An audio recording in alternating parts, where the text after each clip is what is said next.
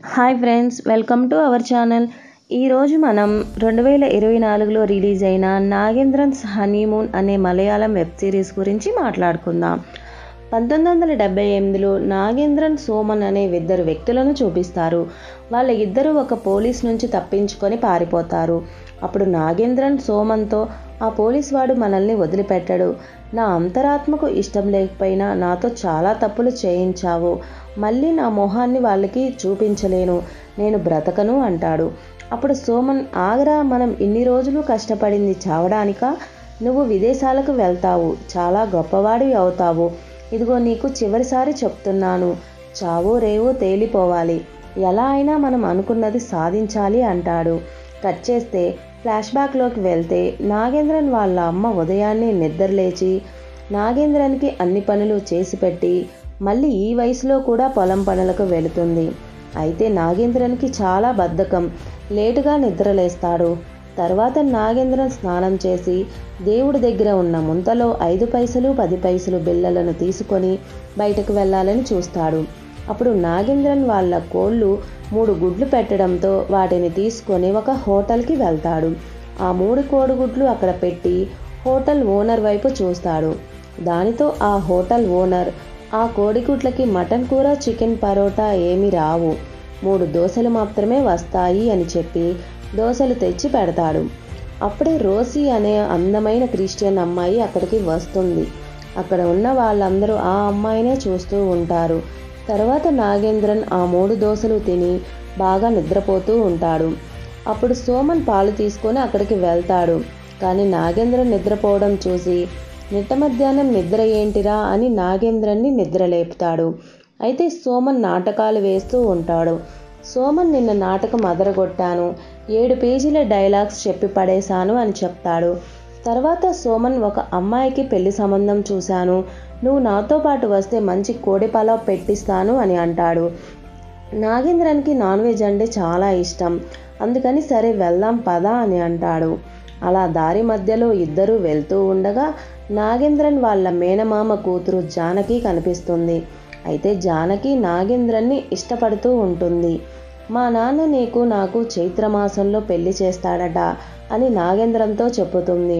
అప్పుడు నాగేంద్రన్, పగటి కలలు కనకు, నాకు ప్రశాంతత కావాలి, పెళ్లి చేసుకుంటే ప్రశాంతత ఉండదు, పెళ్లి గిల్లి ఏమీ లేదు అని అంటాడు. దానితో జానకి చాలా బాధపడి ఏడుస్తుంది.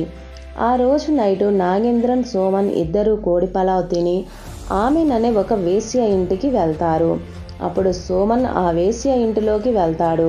కానీ నాగేంద్రన్ నేను రాను అని అక్కడ నుంచి వెళ్ళిపోతాడు. నెక్స్ట్ రోజు సోమన్ తన నాటకాల బ్యాచ్ని వేసుకొని హోటల్కి వెళ్తాడు. అక్కడ నాగేంద్రన్తో, మన ఫ్రెండ్ పౌరుష్ గాడు కువైట్ నుంచి వచ్చాడు అని చెప్తాడు. అందుకని ఆ రాత్రి ఇద్దరు పౌరుష్ ఇంటికి వెళ్తారు. అక్కడ పౌరుషిని చూసి నాగేంద్రన్, నువ్వు చాలా గొప్పవాడివి అయ్యావురా అని అంటాడు. అప్పుడు పౌరుష్, నేను కువైట్ వెళ్ళాక నా 3 చెల్లెలకు బాగా పెళ్లి చేశాను, మా అమ్మని చూసుకోవడానికి కూడా 2 పని మనుషుల్ని పెట్టాను అని చెప్తాడు. తర్వాత పౌరుష్, నేను రోసిని పెళ్లి చేసుకోవాలని అనుకుంటున్నాను, అందుకు మీరే సహాయం చేయాలి అని అంటాడు. అప్పుడు సోమన్, అది అంతా నేను చూసుకుంటాను, నువ్వేమీ టెన్షన్ పడకు అని చెప్తాడు. కొద్దిసేపటి తర్వాత పౌరుష్ ఆమెన్ ఇంటికి వెళ్ళి తనతో శారీరకంగా కలుస్తాడు.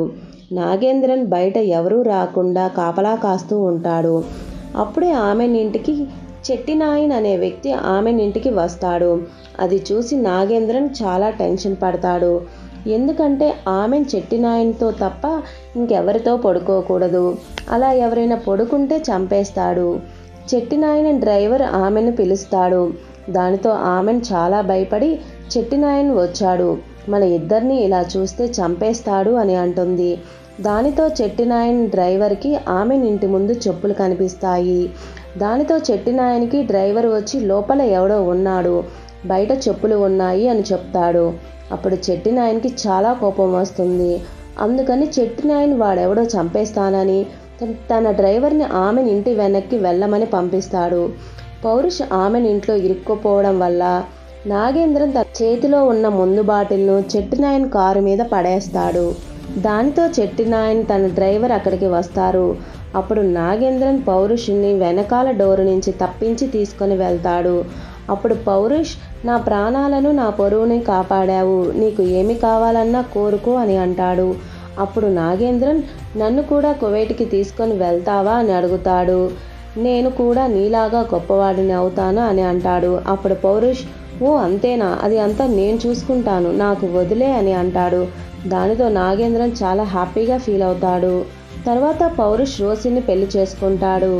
ఆ పెళ్లి అయిపోయిన తర్వాత పౌరుష్ నాగేంద్రంతో, నేను కువైట్ వెళ్ళట్లేదు, మా మామగారు ఇచ్చిన కట్నంతో ఇక్కడే బట్టల షాప్ పెడతాను అని చెప్తాడు. దానితో నాగేంద్రన్ చాలా కంగారు పడతాడు. అప్పుడు పౌరుష్ నాగేంద్రంతో, నువ్వేమీ బాధపడకు, నిన్ను ఎలా అయినా నేను కువైట్ పంపిస్తాను, 3 నెలలలో నువ్వు వీసా రెడీ చేసుకో, కాకపోతే వీసాకి 16-17 వేలు ఖర్చు అవుతుంది అని చెప్తాడు. అయితే నాగేంద్రన్ దగ్గర అంత డబ్బులు లేవు, అందుకని వాళ్ళ అమ్మని అడుగుతాడు. అప్పుడు నాగేంద్రన్ వాళ్ళమ్మ, నీకు ఏ పని చేయడం చేత కాదు, కానీ 16 వేలు కావాలా, ఇక్కడ నుంచి వెళ్తావా లేదా, లేకపోతే చీపిరి కట్ట తిరగేయాల్సి వస్తుంది అంటుంది. దానితో నాగేంద్రన్కి ఏమి చేయాలో అర్థం కాక సోమన్కి చెప్తాడు. అప్పుడు సోమన్ నాగేంద్రంతో, నీ మరదలు జానకి ఉంది కదా, తనని పెళ్లి చేసుకుంటే నీకు కట్నంతో పాటు కొంత బంగారం కూడా వస్తుంది, ఆ కట్నంతో బంగారం అమ్మిన డబ్బుతో నీకు వీసా వస్తుంది అని చెప్తాడు. అందుకని నాగేంద్రన్ సోమన్ చెప్పిన మాటలు విని తనకి ఇష్టం లేకపోయినా జానకిని పెళ్లి చేసుకుంటాడు. అయితే జానకి వాళ్ళ నాన్న 1 రూపాయి కూడా కట్నం ఇవ్వలేదు. అందుకని నెక్స్ట్ రోజు నాగేంద్రన్ వాళ్ళ అమ్మతో గొడవ పెట్టుకొని బయటికి వెళ్ళిపోతాడు. తర్వాత నాగేంద్రన్ సోమన్ దగ్గరికి వచ్చి చావగొడతాడు. అప్పుడు సోమన్, ఎందుకురా అలా కొడుతున్నావు, ఏం జరిగింది అని అడుగుతాడు. అప్పుడు నాగేంద్రన్, నువ్వు చెప్పిన మాటలు నమ్మే కదా దాని మెల్లో తాళి కట్టాను, ఇప్పుడు కట్నం లేదు ఏమీ లేదు అంటున్నారు, నేనే కష్టపడి మళ్ళీ దాన్ని పోషించాలంట అని చెప్తాడు. అప్పుడు సోమన్, దీనికి ఏదో ఒక మార్గం ఆలోచిద్దాం లేరా, ముందు మనం కళ్ళు దుకాణానికి వెళ్దాం పదా అని అంటాడు. తర్వాత నాగేంద్రన్ ఇంటికి వచ్చేసరికి నాగేంద్రన్ వాళ్ళమ్మ జానకితో, నా కొడుకుని నువ్వే ఎలా అయినా దారిలోకి తెచ్చుకోవాలి, మా అన్నయ్య దగ్గర డబ్బు బంగారం ఏమీ లేవని నాకు ముందే తెలుసు, అయినా మీ పెళ్లి చేశాను అని అంటుంది. అది అంతా నాగేంద్రన్ వినేస్తాడు. తర్వాత సోమన్ దగ్గరికి చాండి అనే ఒక వ్యక్తి వచ్చి, కొల్లాంలో ఒక క్రిస్టియన్ అమ్మాయి ఉంది, నువ్వే ఒక అబ్బాయిని చూడమని చెప్తాడు. అప్పుడు నాగేంద్రన్ అక్కడికి వచ్చి వాళ్ళ ఇంట్లో జరిగిందంతా సోమన్కి చెప్తాడు. అప్పుడు సోమన్, నీ ఇంట్లో వాళ్ళే నిన్ను మోసం చేస్తున్నారు, నీకు ఏముందో మాకు పెట్టి చంపేసినా చంపేస్తారు, ఇంకా లేనిపోని మాటలు చెప్పి నాగేంద్రన్ని ఇంకా భయపెడతాడు. అందుకని సోమన్, ఈ రాత్రికే మనం పారిపోదాం అని నాగేంద్రన్ని ఊరి నుంచి తీసుకొని వెళ్తాడు. నెక్స్ట్ రోజు కళాపవన్ అనే ఒక పోలీసుని చూపిస్తారు.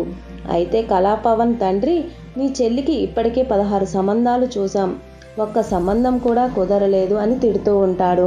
అప్పుడు కళాపవన్ వాళ్ళ నాన్న దగ్గరకు వెళ్ళి, నాన్న, మొన్నే కదా లిల్లీ కుటికి పెళ్లి సంబంధం చూశాను, ఏం చేయను, ఆ పెళ్లి ఆగిపోయింది, వాళ్ళకి కట్నం ఎక్కువ ఇస్తానన్నా వినలేదు, లిల్లీ కుటికి ఉన్న లోపం ఏంటో మీకు కూడా తెలుసు కదా అని అంటాడు.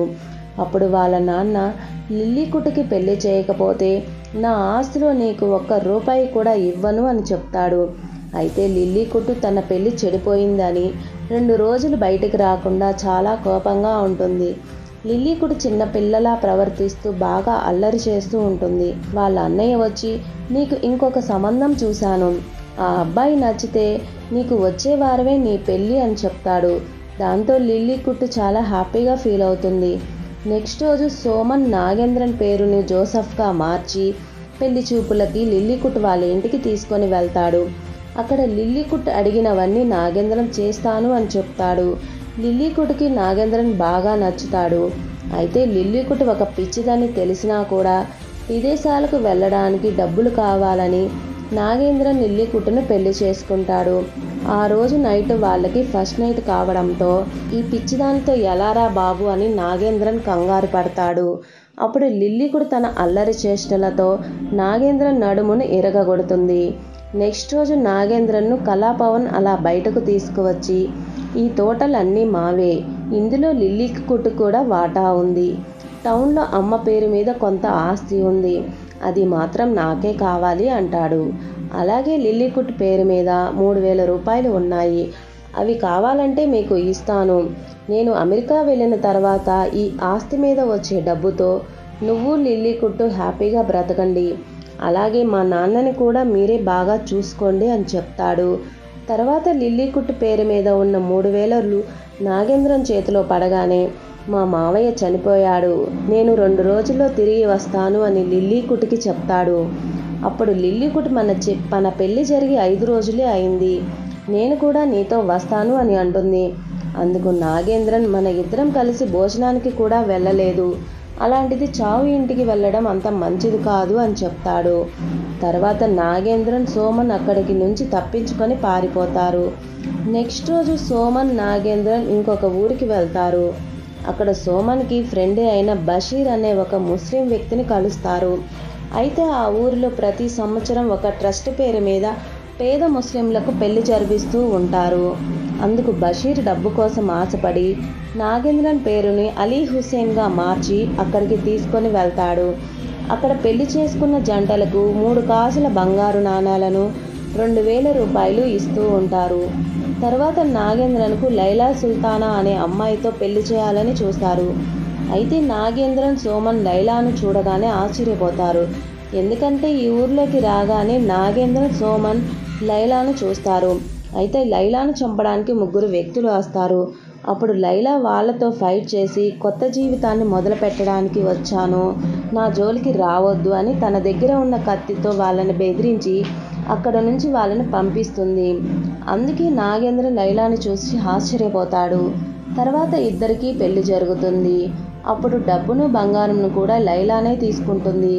అందుకని నాగేంద్రన్ దీని చేతిలో చచ్చండ్రా బాబు అని కళ్ళు తిరిగి పడిపోతాడు. ఆ రోజు లైలా ఆ 2000 రూపాయలను తన దిండు దగ్గర పెడుతుంది. తన దగ్గర ఉన్న గోల్డ్ కాయిన్ తన జాకెట్లో పెట్టుకుంటుంది. అయితే నాగేంద్రన్ ఎలారా ఆ రాక్షసుతో కాపురం చేసేది అని లోపలికి వెళ్ళడానికి టెన్షన్ పడుతూ ఉంటాడు.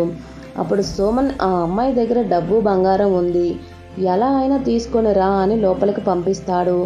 తర్వాత నాగేంద్రన్ భయపడుతూ లోపలికి వెళ్తాడు. అప్పుడు లైలా నన్ను చూస్తే భయం వేస్తుందా అని అడుగుతుంది. దానితో నాగేంద్రన్ మిమ్మల్ని చంపడానికి వచ్చిన వాళ్ళు ఎవరు అని అడుగుతాడు. అప్పుడు లైలా తన ఫ్లాష్ బ్యాక్ చెప్తుంది. చాలా రోజుల క్రితమే లైలాకి మరొక వ్యక్తితో పెళ్లి జరుగుతుంది. లైలా ప్రతిరోజు తన భర్త కోసం భోజనం తీసుకొని వెళ్తూ ఉండేది. వాళ్ళు చాలా సంతోషంగా ఉండేవాళ్ళు. ఎప్పటిలానే లైలా ఒకరోజు తన భర్త కోసం భోజనం తీసుకొని వెళ్తుంది. అయితే రూమ్లో లైలా భర్త వేరొక అమ్మాయితో అక్రమ సంబంధం పెట్టుకొని ఉంటాడు. అది చూసిన లైలా అక్కడ నుంచి వెళ్ళిపోతుంది. తర్వాత లైలా భర్త ఇంటికి వచ్చినప్పుడు తనని కొడుతుంది. దానితో అతను నన్నే కొడతావా అని లైలాని కొట్టి చంపాలని చూస్తాడు. అప్పుడు లైలా ఒక కత్తెరతో తన భర్తని పొడిచి చంపేస్తుంది. అందువల్ల లైలా 7 సంవత్సరాలు జైలు శిక్ష అనుభవించి తన పుట్టింటికి వెళుతుంది.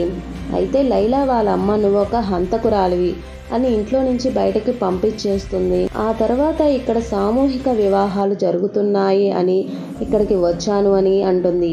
మిమ్మల్ని చూస్తే అమాయకంగా కనిపిస్తున్నారు, మీరు నాతో మంచిగా ఉంటే నేను కూడా మీతో మంచిగా ఉంటాను అని అంటుంది. కొద్దిసేపటి తర్వాత ఇద్దరు నిద్రపోతూ ఉంటారు. సడన్గా నాగేంద్రన్కి మెలకువ వస్తుంది. లైలా బ్యాగ్ని మొత్తం వెతుకుతాడు, కానీ అందులో ఏమి కనిపించవు. అందుకని అక్కడ నుంచి వెళ్ళిపోవాలని చూస్తాడు. అప్పుడు లైలా జాకెట్లో నుంచి ఒక గోల్డ్ కాయిన్ కింద పడుతుంది. అప్పుడు నాగేంద్రన్ దాన్ని తీసుకుంటాడు. తర్వాత మరొక కాయిన్ కూడా తీసుకోవాలని చూస్తాడు, కానీ తీసుకోలేకపోతాడు. ఇంకా అక్కడ నుంచి వెళ్ళిపోతాడు. కొన్ని రోజుల తర్వాత కళాపవన్ ఇంటికి వస్తాడు. కళాపవన్ వాళ్ళ నాన్న నాగేంద్రన్ వెళ్ళి 2 వారాలు అవుతుంది, ఇంకా రాలేదు అని తిడుతూ ఉంటాడు. తర్వాత కళాపవన్ భార్య పేపర్లో ఉన్న నాగేంద్రన్ ఫోటో చూపిస్తుంది. అది చూసి కళాపవన్ నాగేంద్రన్ ఎక్కడ ఉన్నా పట్టుకోవాలని అనుకుంటాడు. తర్వాత సోమన్ సావిత్రి అనే ఒక బ్రాహ్మణ అమ్మాయికి సంబంధం చూస్తాడు. కానీ సావిత్రి ఎవరినో ఒక అబ్బాయిని ప్రేమించి ప్రెగ్నెంట్ అవుతుంది. వాళ్ళ నాన్న ఈ విషయాన్ని వాళ్ళకి ఎలా చెప్పాలా అని ఆలోచిస్తాడు. నెక్స్ట్ రోజు సోమన్ నాగేంద్రన్కి పిన్ని బాబాయిగా నటించడానికి 2 ముసలి వాళ్ళను తీసుకొని వస్తాడు. తర్వాత నాగేంద్రన్ సావిత్రి ఇద్దరూ ఒంటరిగా మాట్లాడుకోవటానికి పక్కకు వెళ్తారు. అప్పుడు సావిత్రి వాంతులు చేసుకోవడం నాగేంద్రన్ చూస్తాడు. తర్వాత సావిత్రి ఒంటరిగా ఒక చోట కూర్చొని బాధపడుతూ ఫ్లాష్ బ్యాక్లోకి వెళ్తుంది. కొన్ని రోజుల క్రితం సావిత్రి కాలేజీకి వెళ్ళేది. ఆ రోజే కొత్తగా ఒక మాస్టర్ కాలేజీలో జాయిన్ అవుతాడు. సావిత్రి ఆ మాస్టర్ ఇద్దరు మొదటి చూపులోనే అట్రాక్ట్ అవుతారు. ఆ రోజు నుండి ఒకరినొకరు చూసుకుంటూ ప్రేమలో పడిపోతారు. తర్వాత లెటర్స్ కూడా రాసుకునేవాళ్ళు. లాడ్జ్లో ఒక రూమ్ తీసుకొని శారీరకంగా దగ్గర అవుతారు. తర్వాత సావిత్రికి పీరియడ్స్ రాకపోవడంతో తాను ప్రెగ్నెంట్ అని తెలుస్తుంది. అందుకని ఈ విషయం వాళ్ళ మాస్టర్కి చెప్తుంది. సావిత్రి ప్రెగ్నెంట్ అని తెలియగానే నెక్స్ట్ రోజే తను జాబ్ మానేసి వెళ్ళిపోతాడు. అందుకని సావిత్రికి ఇప్పుడు ఏం చేయాలో తెలియక చాలా బాధపడుతుంది. కట్ చేస్తే కళాపవన్ సామూహిక వివాహాలు చేసిన ముస్లిం దగ్గరకు వస్తాడు. అప్పుడు కళాపవన్ నాగేంద్రన్ని ఇక్కడికి ఎవరు తీసుకొచ్చారో మర్యాదగా చెప్పండి అంటాడు. దానితో ఒక వ్యక్తి బషీర్ అతన్ని తీసుకువచ్చాడు అని కళాపవన్ని బషీర్ ఇంటికి తీసుకొని వస్తాడు. తర్వాత బషీర్ని ఎవరూ లేని చోటుకి తీసుకొని వెళ్ళి, సోమన్ నాగేంద్రన్ నీకు ఎలా తెలుసు, వాళ్ళు ఇప్పుడు ఎక్కడ ఉన్నారు అని తనని కొడతాడు. అప్పుడు బషీర్ వాళ్ళు వంటపాలెం వెళ్ళారు అని చెప్తాడు. తర్వాత నాగేంద్రన్ సావిత్రి ప్రెగ్నెంట్ అని తెలిసి కూడా రిజిస్టర్ మ్యారేజ్ చేసుకుంటాడు. తర్వాత నాగేంద్రన్ తనకి పిన్ని బాబాయిగా నటించిన వాళ్లకు డబ్బులు ఇవ్వమని సోమన్కి ఇస్తాడు. తర్వాత నేను కూడా ఈ రాత్రికి బయటకు వచ్చేస్తాను అని చెప్తాడు. నాగేంద్రన్ అందరూ నిద్రపోయిన తర్వాత తప్పించుకోవాలని చూస్తాడు. కానీ సావిత్రి వాళ్ళ ఇల్లు చాలా పెద్దదిగా ఉండటంతో ఎటు వెళ్లాలో తెలియక చాలా ఇబ్బందులు పడతాడు. అయితే సావిత్రి ఆత్మహత్య చేసుకొని చచ్చిపోవాలని చూస్తుంది. అది చూసిన నాగేంద్రన్ సావిత్రిని కాపాడి ఎందుకు ఇలా చేశావు అని అడుగుతాడు. సావిత్రి నాగేంద్రన్ ట్రంకు పెట్టెను చూసి అతను ఇంట్లో నుంచి వెళ్ళిపోతున్నాడని అనుకొని అందుకని సావిత్రి నాగేంద్రన్ ఎలా బయటకు వెళ్లాలో చూపిస్తుంది. అయితే నాగేంద్రన్ వెళ్లే ముందు సావిత్రి వాళ్ళ నాన్న కట్నంలో నుంచి కొంత బంగారం తీసి సావిత్రికి ఇస్తాడు. నువ్వు నీ కడుపులో ఉన్న బిడ్డ కోసమైనా బ్రతకాలి, నువ్వు కూడా ఇక్కడ నుంచి పారిపో అని చెప్పి నాగేంద్రన్ అక్కడి నుంచి వెళ్ళిపోతాడు. తర్వాత నాగేంద్రన్ సోమన్ ఉన్న లాడ్జ్ దగ్గరకు వెళ్తాడు.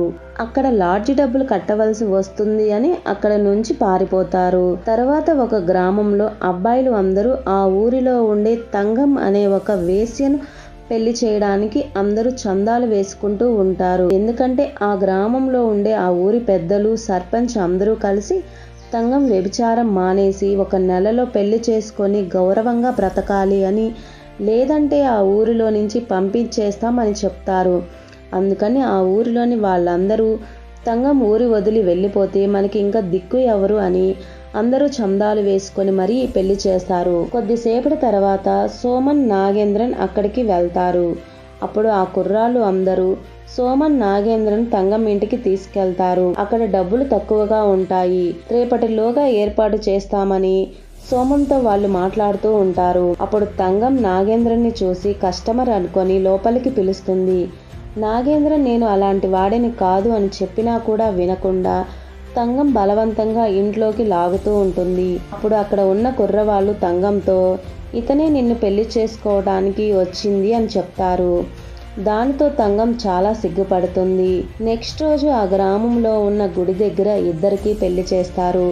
తర్వాత తంగం నేను పెళ్లి చేసుకున్న విషయం అందరికీ తెలియాలని నాగేంద్రన్ను ఆ ఊరు మొత్తం తిప్పుతుంది. తర్వాత ఆ ఊరు సర్పంచ్కి కూడా చూపిస్తుంది. కొద్దిసేపటి తర్వాత నాగేంద్రన్కి 2,500 రూపాయలు కట్నంగా ఇస్తారు. అప్పుడు తంగం ఆ డబ్బు తీసుకొని నా దగ్గర పెట్టుకుంటాను అని చెప్తుంది. ఆ రోజు రాత్రి ఫస్ట్ నైట్కి తంగం నాగేంద్రన్ ఇద్దరూ సిద్ధంగా ఉంటారు. కానీ అప్పుడే ఒక వ్యక్తి రేపు నేను దుబాయ్కి వెళ్ళిపోవాలి, తంగంతో పడుకోవడానికి వస్తాడు. తంగం ఈరోజు మా పెళ్లి రోజు, ఇప్పుడా వచ్చేది అని అంటుంది. ఆ వ్యక్తి నీ కోసం చీర కూడా తెచ్చాను అని చెప్పడంతో అప్పుడు తంగం ఈ బ్రతిమలాడుతున్నాడు, ఎలా కాదలగలను అని నాగేంద్రన్ను బయటకు పంపించి తనతో పడుకుంటుంది.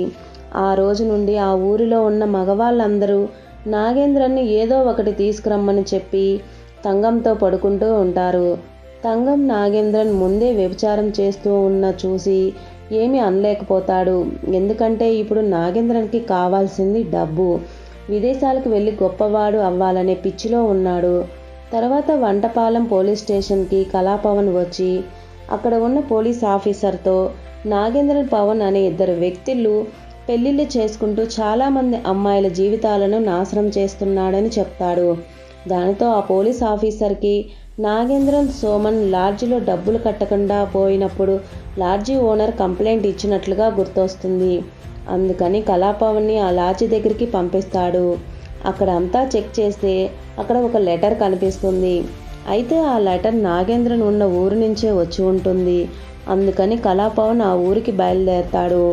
తర్వాత తంగం నదిలో స్నానం చేయడానికి వెళుతుంది.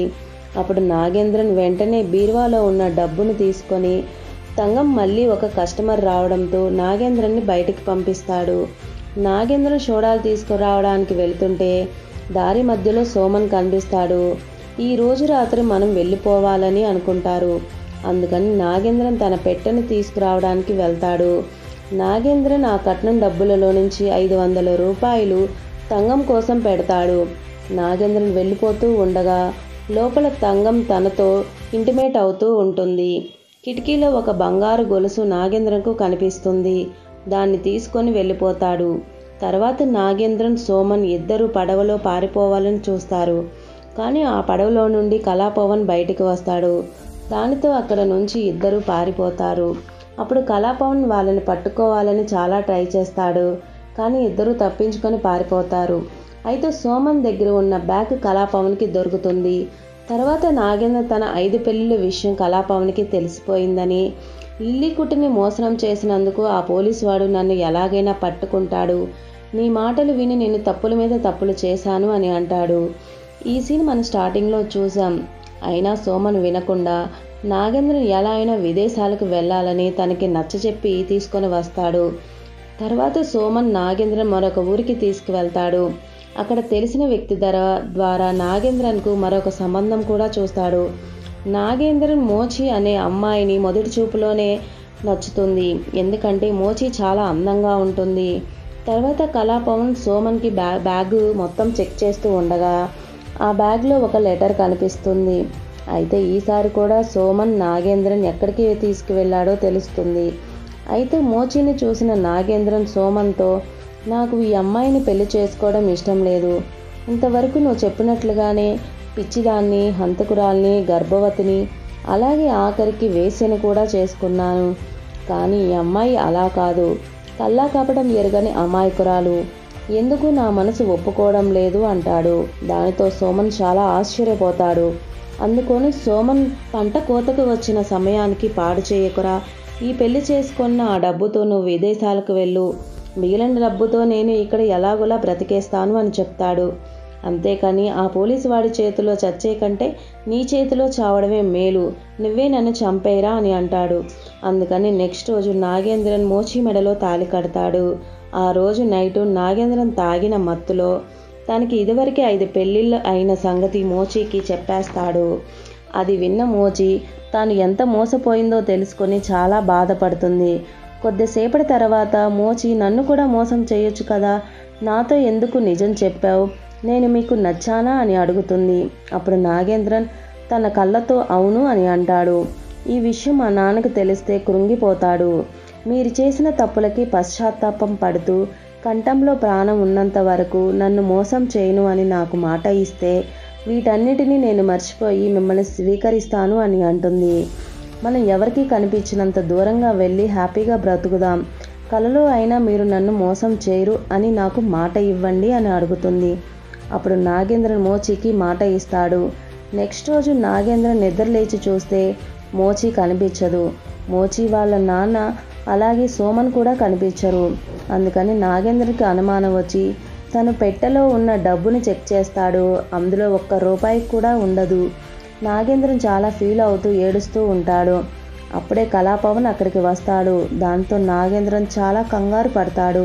అప్పుడు కళాపవన్ సోమన్ మోచి కలిసి దిగిన ఫోటోను చూపించి, ఇది 2 సంవత్సరాల క్రితం తీసిన ఫోటో, సోమన్ అప్పుడప్పుడు ఇక్కడికి వస్తాడు, ఈ ఇల్లు కూడా అద్దెకు తీసుకున్నదే, మోచి వాళ్ళ నాన్న కూడా మీలాగే నాటకం ఆడి ఉంటాడు అని నాగేంద్రన్కి ఊహించని ట్విస్ట్ ఇస్తాడు. సోమన్ డబ్బు కోసం నాగేంద్రన్ను వాడుకొని చివరికి తనని ఈ విధంగా మోసం చేశాడు అని తెలుసుకుంటాడు. తర్వాత కళాపవన్ నాగేంద్రన్ను ఇంటికి తీసుకొని వెళ్ళి, ఇదే కదా మీ ఇల్లు, వెళ్ళు అని అంటాడు. అప్పుడు నాగేంద్రన్ నన్ను జైల్లో పెట్టరా అని అడుగుతాడు.